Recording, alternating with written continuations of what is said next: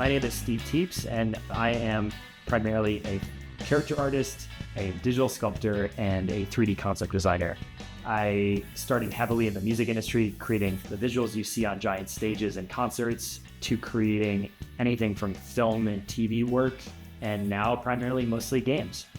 As an artist, I would say I am primarily character focused. And though I used to do a lot of different art across the board, I always joke that I could do everything from design all the way to building and rigging production characters for any sort of use case.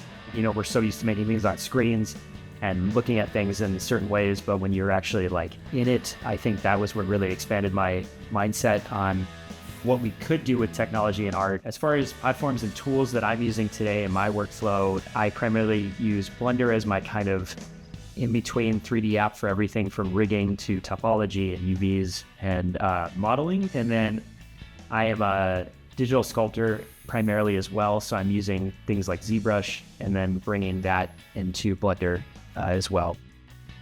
After being thrown into the VR world, I ended up diving in headfirst into working on using these tools to kind of break what they were normally made for. And I think that led me to working with a lot of hardware and software companies on testing and kind of being a first point of contact on using these tools in a creative pipeline. And I think that led me to working with being one of the first artists in residence for Google and Oculus, working with their hardware and software. Yeah, so my first impressions with Mocopi was right out of the box, I was just thrilled I didn't have to put a suit on. Oh, I have these 2 boxes of sensors and some straps. Using something like the Mocopi Pro setup, which has 12 sensors instead of the normal 6, has been really beneficial for me because you're also getting the normal body tracking they're used to, but you're also getting wrists and ankles and feet tracking, which is really nice because you're essentially able to pick what you want to focus on more. And what's cool about the Mocopi setup is that they have this SDK for Blender where it allows me to install the add-on, and I can actually point to all my rig setup and bones, which are shared between my characters. I can basically just take any data from Mocopi and retarget it to any number of characters that I've created. And I think that that's really nice in the sense that I've set up my rigs that way, but also if you use something, if someone's using something like Mixamo or any of these other tools and skeletons, it's very easy in Blender to basically choose whatever the bone setup you have and retarget from Mocopi.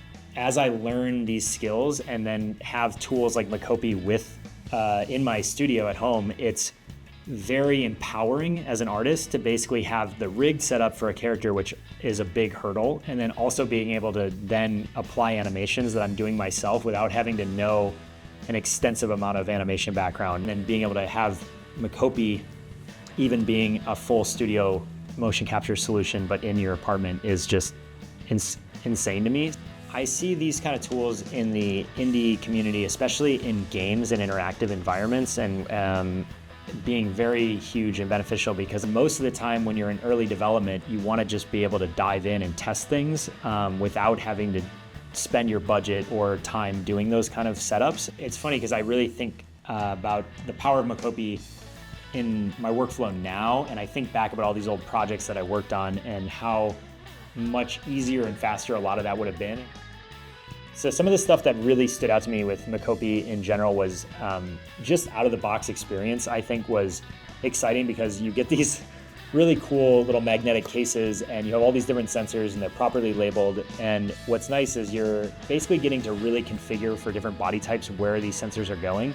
But not only that, I think it's just really fun to actually snap these into these sensor with these magnets. And I think it feels very sci-fi when you're putting these straps on and then magnetizing all these clips into your body. And I think it maybe isn't obvious, but on the straps here, they all have buttons on them for syncing to the device. But what's really cool is on the wrist one specifically, when you're working, you can just double tap the wrist button and it will just start a new take, or reset it back to 0, which is another thing most people will know is that you always have to sometimes deal with drift and bringing it yourself back to center. And I think having that on a button was something I didn't think I needed, but it was super groundbreaking for me in workflow and speeding up my process. You don't always need full body, and sometimes, especially for the internet world we're living in now with streamers and people doing more kind of VTuber content creation, I think what's exciting to me is you can do seated recording and motion capture without having to worry about legs drifting and moving all over the place. The flexibility of it all